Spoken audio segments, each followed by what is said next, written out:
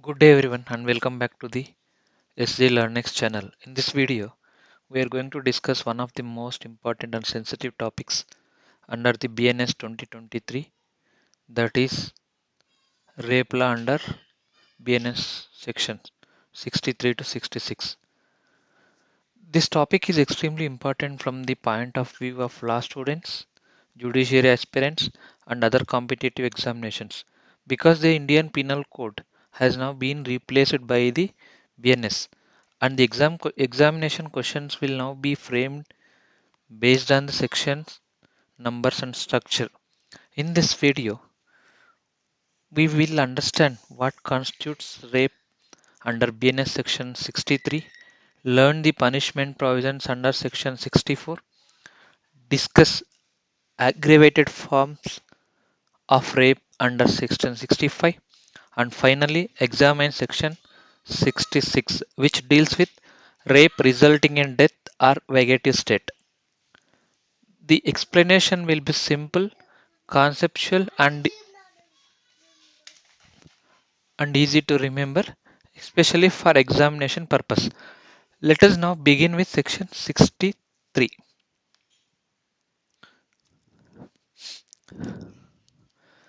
BNS section 63 defines the offense of rape. Earlier, this offense was covered under the section 375 of Indian Penal Code. Under the BNS, the provision has been redrafted more clearly, but the core principle remains similar.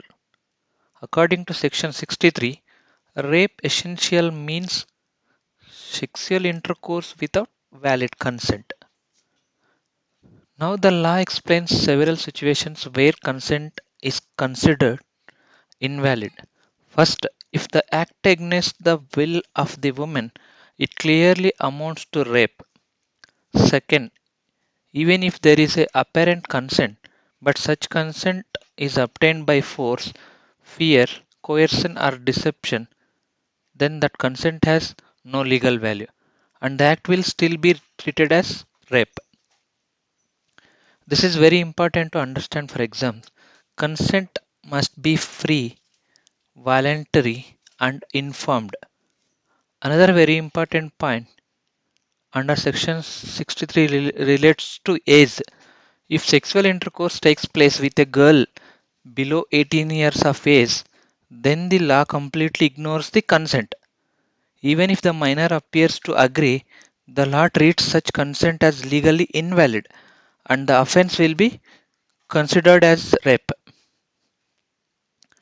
What is new and significant under the BNS is a strong emphasis on free and voluntary consent. The drafting is clearer, which helps courts in interpretation and students in understanding the provision. So, for exams, remember section 63 defines rape. It replaces IPC section 60, section 375. Consent is a clear central element. Consent of a minor below 18 years is irrelevant. Now let us go with section 64, which deals with the punishment of the offense of rape. Earlier, punishment was provided under IPC section 376. Under the new law, the punishment structure has been made very clear and strict. The minimum punishment prescribed is rigorous imprisonment for not less than 10 years. This, this imprisonment may extend to life depending on the facts and seriousness of the case. In addition to imprisonment, the offender is also liable to pay a fine. A very important feature here is that the fine is meant to be paid to the victim. This reflects a victim centric approach, which is a major policy shift under the BNS. The key change under section 64 is that the law now clearly mentions a minimum punishment, leaving very little scope for leniency. Greater focus on justice and rehabilitation of the victim. Now go to section 65, aggravated rape. which deals with aggravated form of rape. Earlier, these offences were covered under Section 376 of 2. Aggravated rape refers to the situation where the offence is committed under special circumstances that make the crime more serious. Some important examples include rape committed by a police officer, rape committed by a public servant, rape committed by a person in authority or position of trust. Also, custodial rape. Also, it may be rape committed during communal group violence.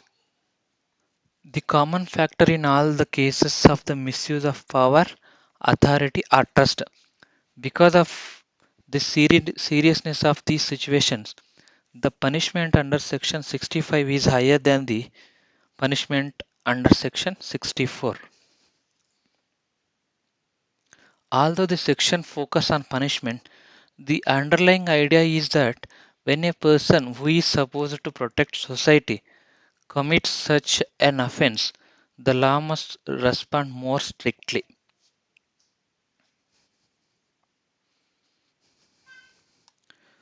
Now let us look at Section 63, rape causing death or vegetative state.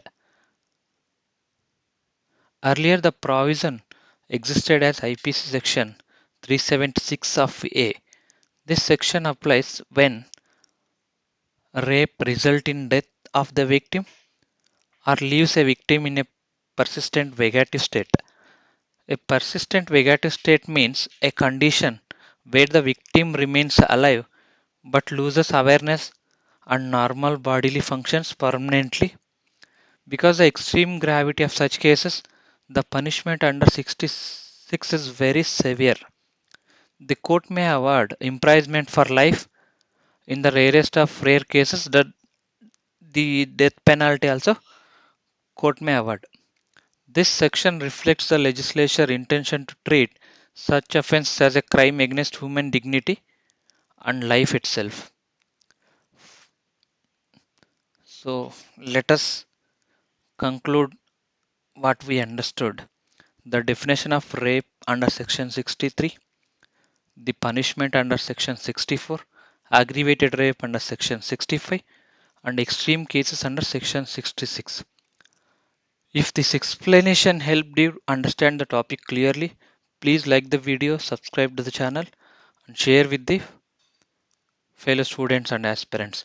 In the next video, we will discuss about gang rape under BNS section 67 to 70, which is another very important area for exams. Thank you for watching. All the best for your preparation.